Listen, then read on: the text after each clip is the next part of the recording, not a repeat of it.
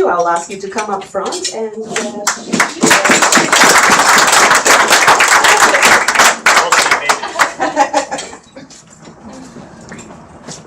can we put it here, Kathy? Yeah, we can put it there. And I guess before we do before we start, maybe we'll play the video. So I have like a pre-intro to our intro. So, happy Friday.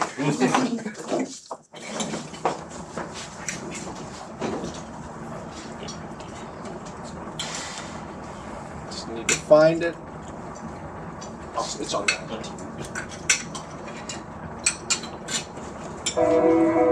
My story has been years in the making. It has always been about discovery, to find myself through movement. And I've spent my life trying to do the impossible with my body. And to be the best at this movement meant I could live free. Knowing I could control that was very liberating and empowering. The desire to love myself through dance has changed my life. People think I'm crazy for still doing this.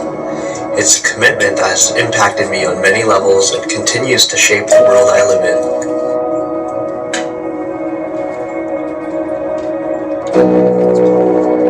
My imagination of what could be is something I was always in pursuit of.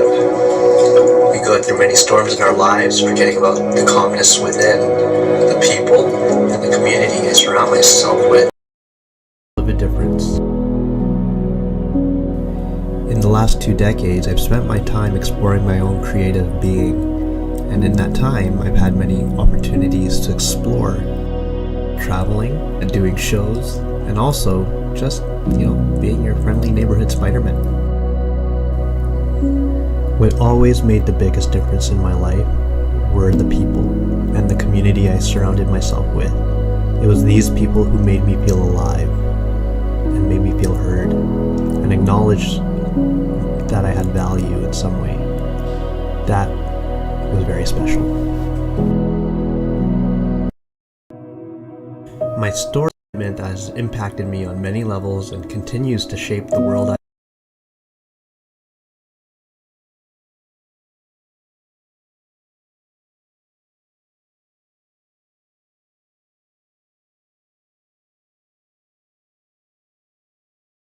Up iHuman was actually when I was a teenager, because they used to have breakdance battles like 4 buildings ago, and I never thought I would ever end up working there because it was such a different environment I was not used to.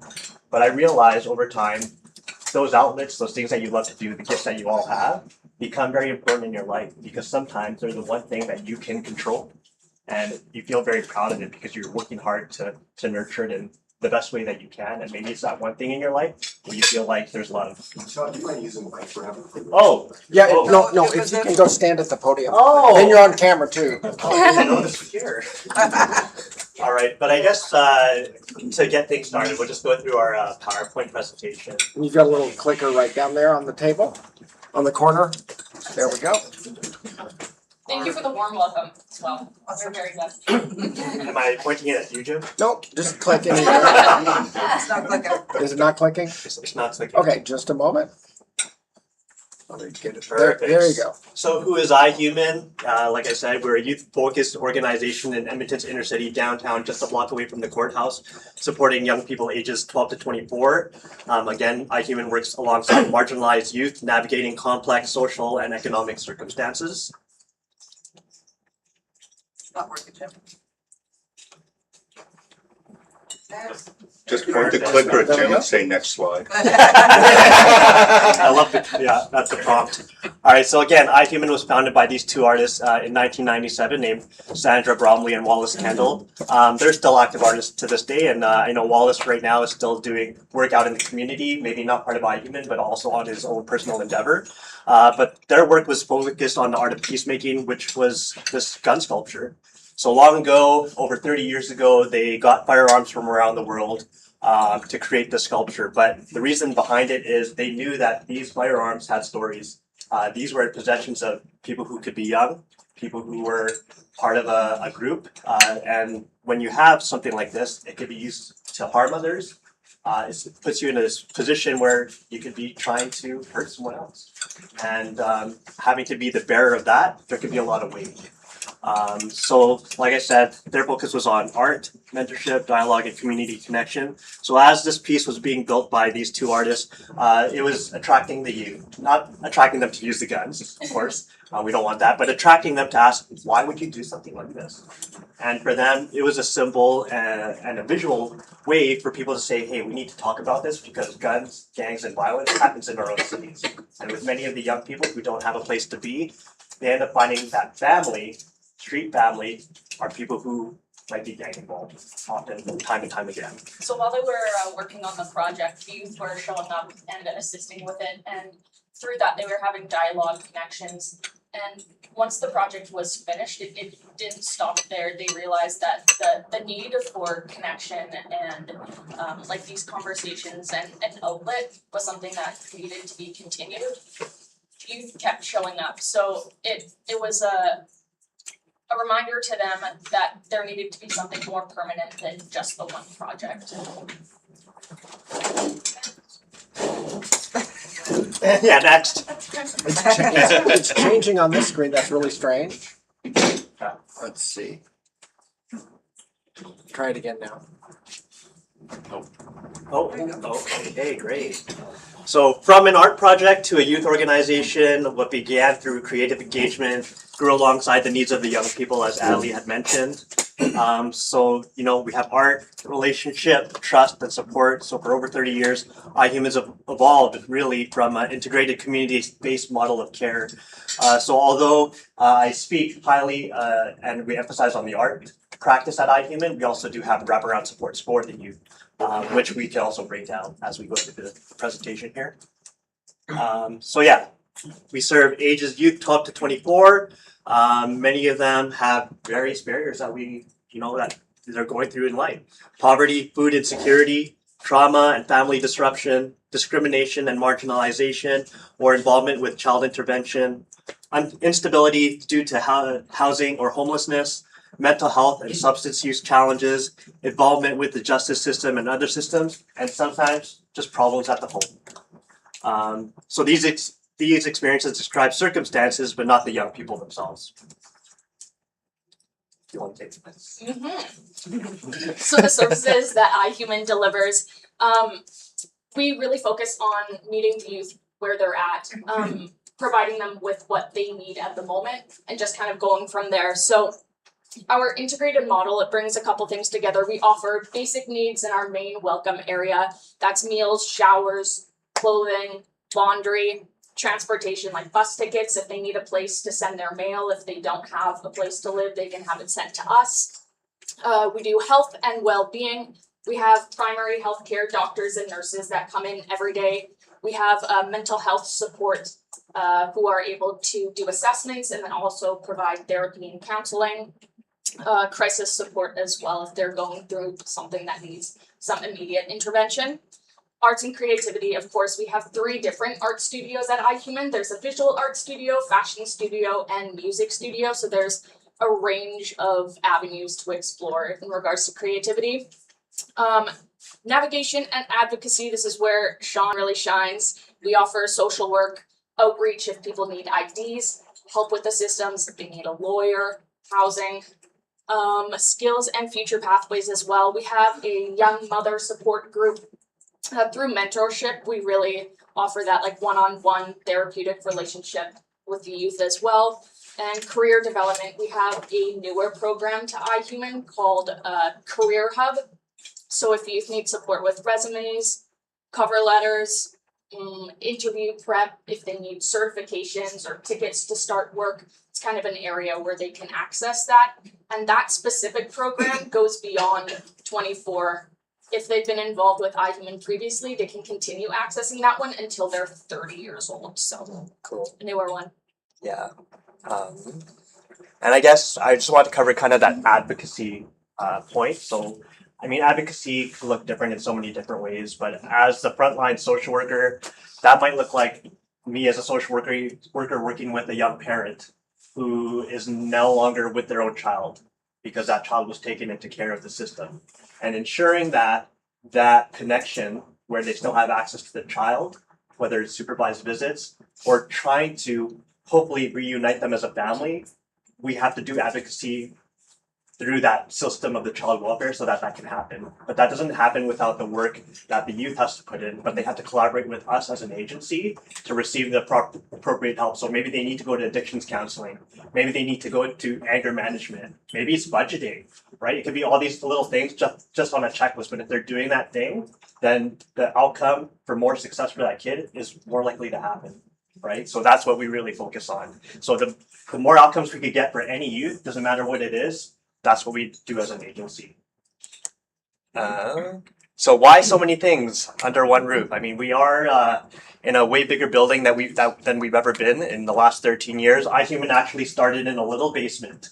If you know where the Epcot Tower is downtown in Edmonton, next to the Rogers Place, there used to be another building next to it that was demolished, and we were just in a little basement, right? So think about the timeline in the last 30 years. We definitely come a long way. It's now a large 2-story building to house all these different services in one. I like to think of it as a one-stop shop, so it kind of reduces the barriers. So as Sean was saying, if someone is working through a system and needs addiction counseling, they don't need to go to a whole separate building to access that. That's something that if they're doing arts, they can also do addictions therapy there. So it's really handy on their journeys. Because it's all under one roof, it depends on what they need. They may just need a meal. They might just need like a warm place to spend the afternoon during a cold winter day. But having that relationship with the youth, wherever they're at, if they're just doing art, it allows us to build that connection with them and the relationship. If we see them every day, they might not talk to us a whole bunch at first, but over time, we learn more about them. We learn what they're going through and what the challenges that they're facing, and we can help them step at a time from there wherever they want to go. So art isn't separate from support. For some young people, walking into an agency saying, I need help is a huge barrier. But they walk through the door and they might make music, they might paint, they might sew, they might perform and create. And with a lot of these, I know, I could just put a piece of paper and some crayons and you could think, oh, it's just a coloring book. But in that time, that moment, that's the time and space where they have control of their lives. Where the chaos that was happening outside the walls of our building seems to become a little bit more peaceful. Even if it's for like an hour, half an hour, great. That is very that's great. Yeah. Right? So creative spaces give young people a low barrier way to participate, build relationships, and experience belonging. Sometimes art is the reason a young person comes through the door.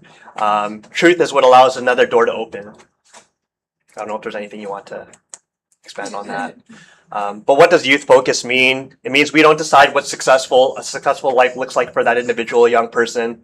We ask, what matters to you? What do you need right now? What are you working towards? And how can we help along the way? As adults, our role, and as workers as well, our role isn't to take over a young person's life. It's to increase access to safety, connection, opportunity, and choice. Because at the end of the day, everyone has choice, and so do these youth. And unfortunately, sometimes due to circumstances, not at their own fault, they've been limited to think that they don't have any choices or feel empowered to. So sometimes success could look small. Progress isn't always linear. I mean, all of us too know that when we grow, we go this way, sometimes down, but we come back up because we're resilient human beings. So success could look like coming back tomorrow to iHuman, eating a meal. Maybe you haven't had something that day or for the last couple of days. Taking a shower. How good does it feel for you to be clean and have that human dignity intact? Making something they're proud of and accepting medical care. So again, we do have a partnership with Radius Health, which is also a downtown health clinic in Edmonton. But getting the immediate medical attention that you need and being able to build a relationship with your doctor or nurse provider or nurse practitioner, just to talk about what's going on with you, maybe with your medication, maybe with your mental health, or maybe you might be expecting and you don't know what to do. Asking for help, repairing a relationship, so learning it through the social skills with workers and other youth, building good rapport, starting work or school, or imagining a future that felt impossible, right? So trying to get more hope for these kids. The scale has definitely changed within the last year, 2 years. So currently more than 500 youth access iHuman every week. Only a few years ago, really when I started, I've been there for a few years now, but it was more like 150 youth who are coming through our doors every week. The organization that once began as a small arts initiative down in the basement, like Sean said, it's now the 2-story, robust, integrated network of support that hundreds of youth access every week. And the need, we're seeing it's continuing to grow drastically, so. So yes, it takes a community, and like all of us in here, it does take a community to want to make change and to influence positive outcomes in wherever our home buyers are. But iHuman can provide relationships, creativity, healthcare, food, advocacy, and connection. But no organization create healthy outcomes for young people alone. So it takes families, healthcare, schools, businesses, neighbors, community organizations, housing, government, funders, access to events and opportunities like that. So when young people are connected to their community, they feel a lot stronger and able to want to be part of something. You want to? Yeah. The main thing that a lot of the youth use iHuman as, it's a place that they continue to return to, and everyone needs that in their life, a home to return to. So it's not just to help young people survive, but to create an opportunity where they can become more whatever they want to be. So thank you for helping us continue to do that work and allowing us to be here today. For sure.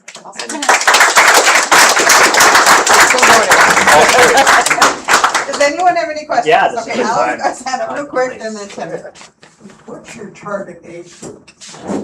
12 to 24. And could you repeat the question so we can hear it on the broadcast? What's the target age? Just talk, yeah. 12 to 24 years of age. So can I also ask, do you have any formal links with CASA, that's child adolescents? Yeah, we work with And CASA. the Glenrose, their alcohol program? Yeah, yes, yeah. Are those formal arrangements or? They're kind of case by case, but we do utilize them like all the time. And finally, what proportion of the people that you see have fetal alcohol? That's a good one. I would say, well, majority of my case, like undiagnosed, I would say for sure. There's just a lot A of large indications. Interesting. Yeah. Well, I was going to ask about the FASD thing, but also, autism spectrum, I imagine that might be an undiagnosed. Do you work with any other orgs like adaptabilities, which we also support, to help those? Because it sounds like same age range. Yes, adaptability is a resource that we connect the youth with. Also access. Can I ask one other question? No. Why has it gone from 150 to 500 in the last couple of years? Amazing question. Okay, You wanna you know start? what, you're in the, you lived it. I feel like it's such a complex group of things. I think that because we've grown more youth, they're aware of our presence. Word of mouth, those on the street. I finally found my place. You should also come here. So more youth are accessing us. We continue with the capacity. So yeah, and to build on that, why we're getting that increase, so I think it was approved by the city to be a winter warming space between the month of November and March 2025 to 2026. And so with that came increase in numbers because we were open later. We were open until 9 p.m. So a lot of youth would tend to come and hang out at iHuman and hopefully find a warm place to stay after that. We didn't see a decline in participation after that. So ever since that has happened, our numbers have just been skyrocketing. In terms of having enough food to provide for the youth. I mean, we don't have enough, and we have a chef that comes in every morning and makes about 70 to 80 meals a day for the kids, and that goes really quick. So it was something that we never thought we would ever run into, like as an issue. But the needs are there, but also it's also a reflection of what's going on in the community. Some resources are also out of capacity. There's not enough beds. There's not enough time to respond to the immediate crises, right? So someone's trying to flee a abusive situation, or maybe they're houseless because they don't want to return to their group home. There's so many different variables, and it's hard to pinpoint. And of course, there's substances and the trauma and the things that people have to deal with on a daily basis, and not knowing how to cope. So they just come to iHuman, and their peers, like Alan mentioned, they'll come because it's a safe place to be. Okay, I got time for two more, Andre, and then. My question was answered, so. Okay, I just had a question for funding and donations. I'm assuming there's funding like the program. Is there, do you accept donations for things? Volunteers coming out to organizations? We always accept donations. And we do have volunteers as well. Shama, one of our administrators, facilitates that. We do have some partnerships with like RPC as an example. They come in and volunteer within our career hub space with budgeting. Yeah. So okay, one more, Well, because Andre didn't actually have a question, go ahead, Ian. Where's the that first sculpture that was done? Where does that? The gun one? Yeah, It's traveling. it's travel. It travels the world. It's got wheels and it just goes. they bring it to different Art exhibits. art exhibits. Yeah, it was recently in Edmonton. It was at the Armory building by Kingsway at one point, and then they moved. Yeah, Got it. Okay. hard to pinpoint. Okay, Just before we wrap Yeah. up, can you please talk about the upcoming art walk? oh yeah. September 11th 11th and and 12th. Outside of iHuman on the street, we close down the street out front, and youth are able to sell their artworks that they've created. All the proceeds go to them. On the Friday, the 11th, it is 5 p.m. to 8 p.m. On the 12th, it's 2 p.m. to 5 p.m. So they set up their tables. They are able to sell their works. Build relationships within the community with those who come and stop by, and then also we have some youth who are performing during the art walk as well. This is a fun time. Feel free to Okay, come on down. we got a bunch of stuff here. Okay, so Daria collected some donations. Some more, we dropped off when we came for a visit, and then additional members brought some items. So that's for you. Thank you. And Shelley then has just so you something guys for know, you. Susan from Food Bank also asked Ali and Sean to come downstairs and just pick what they need, and Oh, that's- she will leave it. She's very excited. But it's delivered. So Shelley is the chair of our community services committee, and she has a So, giant check for you. so the Community Services Committee received your grant, and we are happy to support your organizations with a $2,000 donation. Thank you.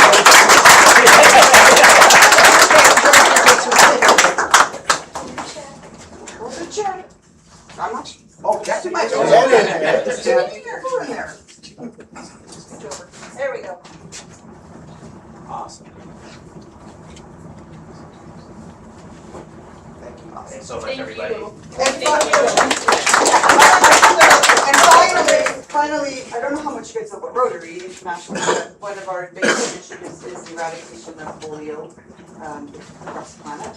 Because youth in some countries don't have access to even what we have here. So our club a couple years ago created this cute little boots that we sell and give away. It's got the little polio on our shirt on. So we have a number of you guys.